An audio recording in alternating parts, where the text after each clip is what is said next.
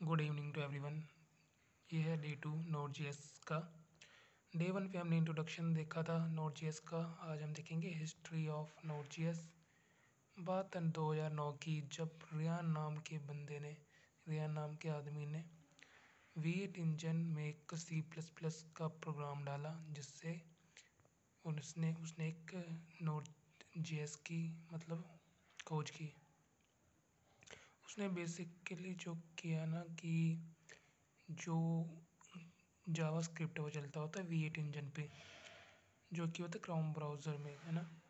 तो उसने उसमें एक प्रोग्राम ऐड कर दिया, कंबाइन कर दिया C++ का, और तब उसने नोड नोड जेएस की खोज की। ठीक है, नोड जेएस के इंट्रोडक्शन के बाद एक जो बहुत बड़ा फ़ायदा ये हुआ कि जो पहले हम जावास्क्रिप्ट को हम एग्जीक्यूट करते थे कहाँ पे, ब्राउज़र के V8 इंजन में, अब हम सर्वर पे कर सकते हैं अपने सर्वर से। अब कंफ्यूज मत होइए, मैंने नीचे ब्रैकेट में लिख दिया आप सबके लिए कि सर्वर मतलब लोकल मशीन।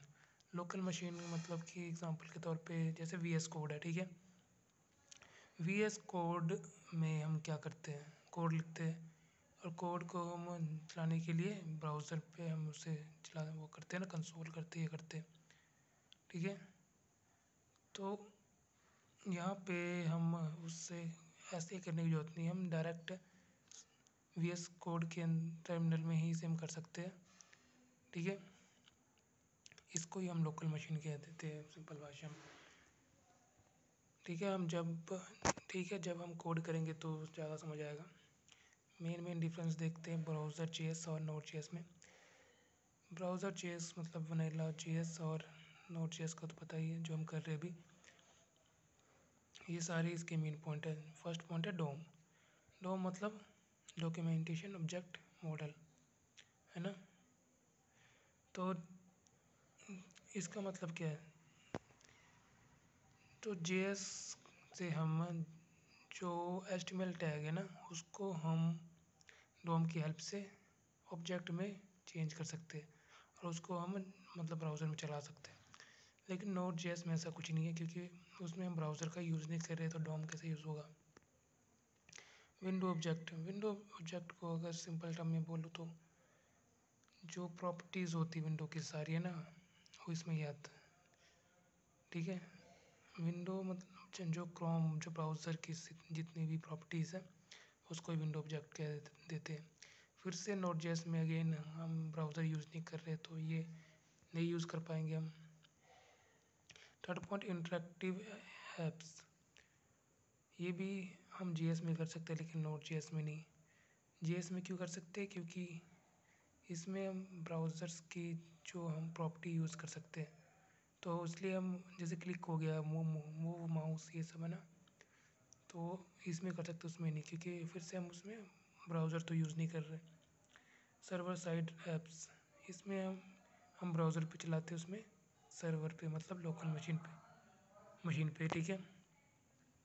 फाइल सिस्टम इसमें नहीं कर सकते, उसमें कर सकते हैं। ये भी मतलब हम आगे करेंगे प्रोग्राम, जब हम नेक्स्ट से मतलब कि जब हम लेक्चर्स करेंगे, आगे करेंगे, तो हम दिखाऊंगा कैसे करते हैं ये फाइल मैनिपुलेशन नोड जेएस से। नोड जेएस में हम फाइल मैनिपुलेट कर सकते हैं, जो भी हमारे सर्वर में फाइल्स हैं उन सबको हम मैनिपुलेट कर सकते हैं, चेंज कर सकते हैं, अपडेट कर सकते हैं, डिलीट कर सकते हैं। कनेक्ट विद डीबी, जेएस को नहीं कर सकते, लेकिन नोड जेएस को कर सकते हैं एपीआई के थ्रू। मेन काम तो यही है ना।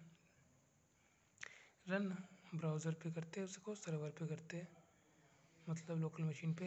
एक्सपोर्ट इंपोर्ट, ये फंक्शन है जो कि जावास्क्रिप्ट में हम कर सकते हैं, लेकिन नोड जेएस में नहीं कर सकते। Okay, thank you very much. आप ये नोट्स बना सकते हो। अगर मुझे रीच आएगी इस लेक्चर्स पे, तो मैं ट्राई करूँगा कि PDF बना के डिस्क्रिप्शन में डाल दूँ। नहीं तो आप बहुत छोटे छोटे नोट्स बनाए मैंने, फालतू की चीज़ें नहीं लिखी है, तो आप यहाँ से ही डायरेक्ट लिख सकते हो।